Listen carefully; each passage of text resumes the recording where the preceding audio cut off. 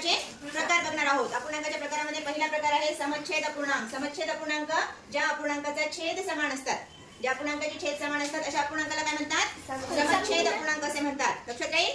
त्यानंतर भिन्नछेद अपूर्णांक। भिन्नछेद अपूर्णांकामध्ये ज्या अपूर्णांकाचे छेद समान नसतात म्हणजे भिन्न असतात, इथे बघा 2/3 आणि 3/4 छेद समान आहेत का? नाही, मग अशा अपूर्णांकाला काय म्हणतात? भिन्नछेद अपूर्णांक असे म्हणतात।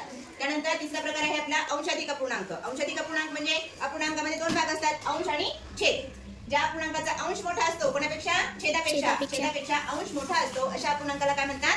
अंशाधिक अपूर्णांक म्हणतात।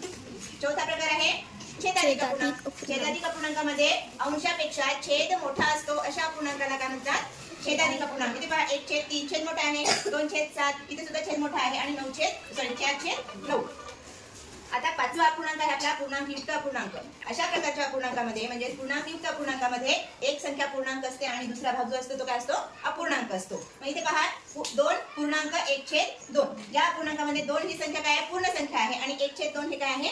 अपूर्णांक आहे। आणि शेवटचा आहे आपला दशांश अपूर्णांक। दशांश अपूर्णांकामध्ये आता फक्त आपण काय शिकणार आहोत? ज्या अपूर्णांकाचे छेद 10, 100 किंवा 10च्या पटीमधल्या छेद असतात अशा अपूर्णांकाला काय म्हणतात? दशांश अपूर्णांक असे म्हणतात। आता आपण हे 6 प्रकार बघितलेले आहेत, ते तुम्ही लक्षात ठेवायचे।